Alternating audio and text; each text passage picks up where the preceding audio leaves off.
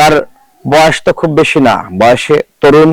এই বয়সে তিনি হয়তো বেশ কিছু ভুলভ্রান্তি করেছেন। আমরা মনে করি যে বয়স বাড়ার সাথে সাথে তার পরিপক্কতা বাড়বে, তিনি অনেক কিছু বুঝবেন, শিখবেন, দেখবেন।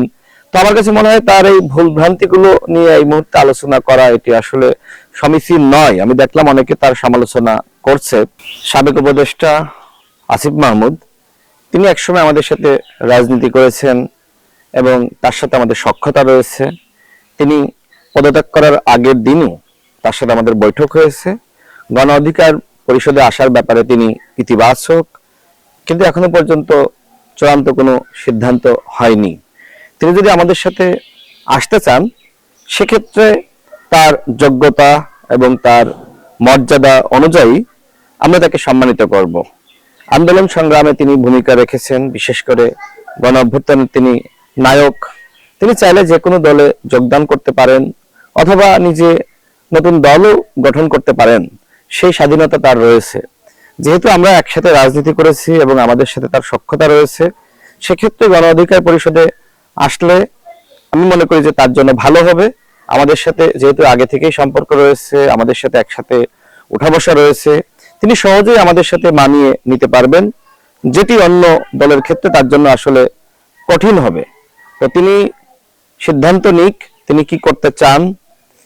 তিনি যদি মনে করেন যে গণ অধিকার পরিষদে আসবেন, তিনি আসতে পারেন। গণ অধিকার পরিষদের দরজা তার জন্য সবসময় খোলা রয়েছে। তিনি উপদেষ্টা ছিলেন, সরকারে থাকলে সমালোচনা হয়।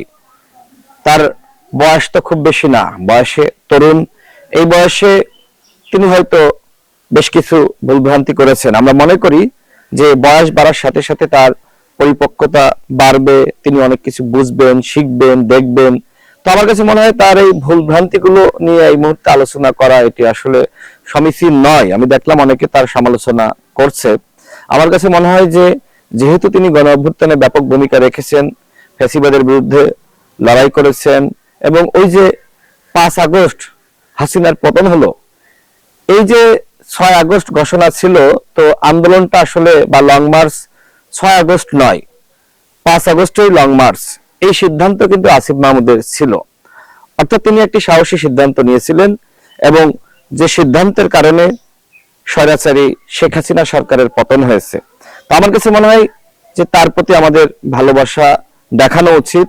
তিনি সরকারে গিয়েছিলেন, ওই সময় অনেকে তাকে পরামর্শ দিয়েছিল যে আসলে এই গণ অভ্যুত্থানের নায়কদের সরকারে না গিয়ে রাষ্ট্রকে দিক নির্দেশনা দেওয়া, যারা সরকারে বসবে তাদেরকে পরামর্শ দেওয়া, এবং বিপ্লবের যে চেতনা সেটির ভিত্তিতে রাষ্ট্র পরিচালনা করা। আবার কেউ কেউ হয়তো পরামর্শ দিয়েছিল যে জুলাই গণ অভ্যুত্থানের পাহারাদার হিসেবে সরকারে যাওয়া মনে হয় তাদের জন্য ভালো হবে।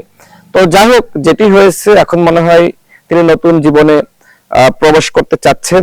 আমার কাছে মনে হয় সবার উচিত তার এই নতুন জীবনে শুভকামনা জানানো। আমি তাকে শুভকামনা জানাই।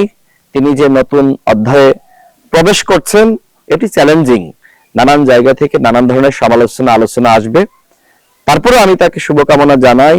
আমি আশা করি তার ভুলগুলো তিনি শুধরে নেবেন এবং নতুন রাজনৈতিক পথ চলায় তিনি তার যে সাহসিকতা, তার যে বলিষ্ঠতা, এবং তিনি যেভাবে ফ্যাসিবাদের বিরুদ্ধে লড়াই করেছেন, এই সংগ্রাম তিনি সবসময় জারি রাখবেন।